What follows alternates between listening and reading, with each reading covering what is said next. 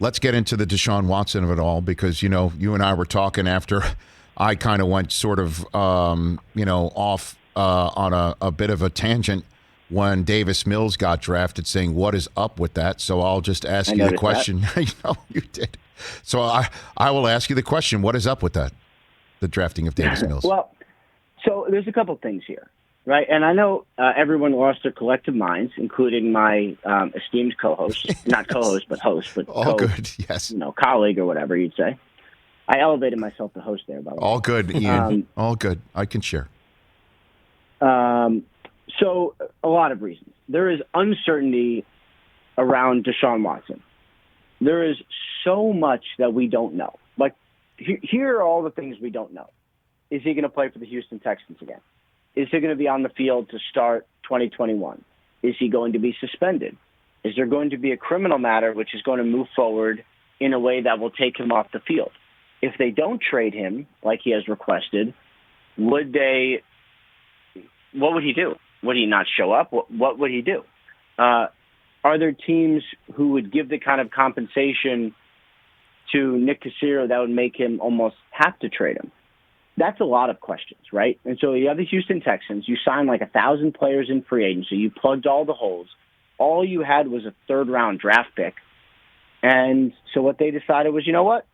We're just gonna take the best player we can at the most important position and maybe give ourselves some insurance. And if Watson comes back and plays, fine. If he doesn't, we're prepared.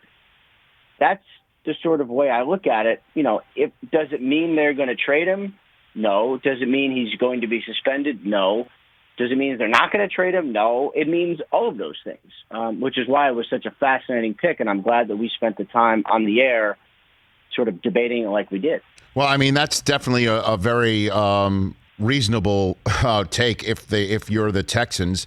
But to me, after they don't at all acknowledge the writing on the wall or the skywriting in the air, to, with so many holes, use that pick at the quarterback spot. I mean, like, if all things are equal, it is truly the last spot they need to upgrade. But clearly, you are pointing out, nothing's equal. As a matter of fact, it's thoroughly unbalanced. And the question is how to move forward. Doesn't this also admit that he's not coming back? Again, I know it's just a third-round pick, but sixth-round picks turn into goats. So it is still a choice that's made for an organization that's starting fresh in the front office that has so many holes to fill. That's why I'm like, what's going on? Like, isn't this an admission that he's not coming back? Period. Well, I would also say the Texans do have a lot of holes to fill. And look, with Deshaun Watson, they would be competitive this year. Without Deshaun Watson, I think we know which way the season's probably going to go. Right. So, but here's the other. So look, you take the best player you can at the most important position and figure everything else out. But here's the other part of it. From the general managers I spoke with, many of them do not believe this was a great draft. You saw teams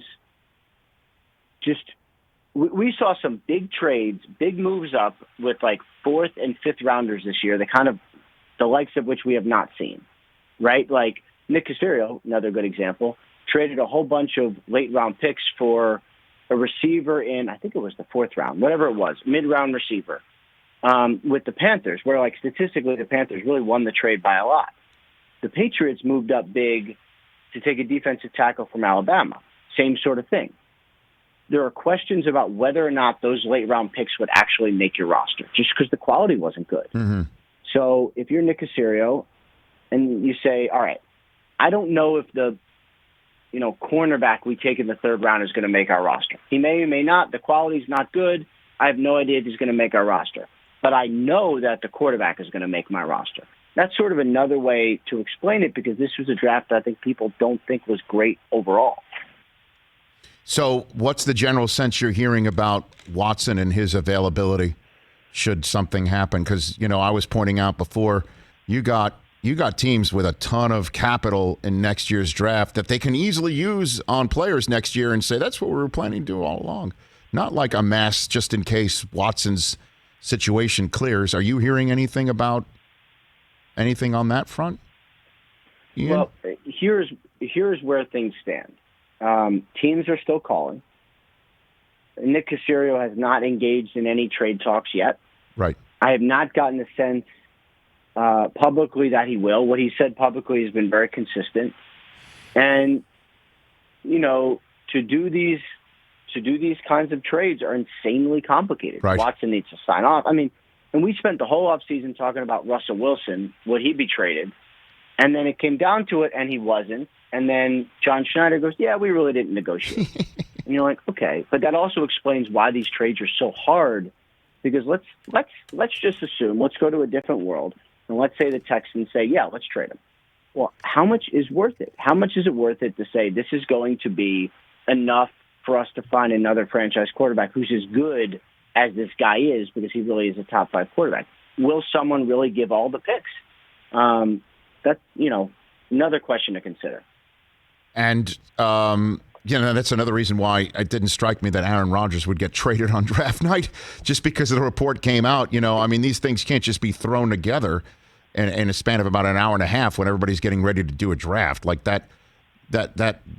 Was right. Was and how about this? Right. The Packers, I don't think, could actually even do it. I think he would have to renegotiate just because of the cap hit. Right. I think he would have to renegotiate. The same reason we were talking about, and I felt like such an idiot talking about the Patriots, could they trade for Jimmy Garoppolo? It was an option. And then you actually look at it, and they physically could not do it with the cap. Like, they were never going to with the salary. It was never going to happen. But they just physically, they'd have to cut other guys or restructure guys. Like, the money really talks in these situations. Hey, you watched all the way to the end. Thanks for that. Watch more right here.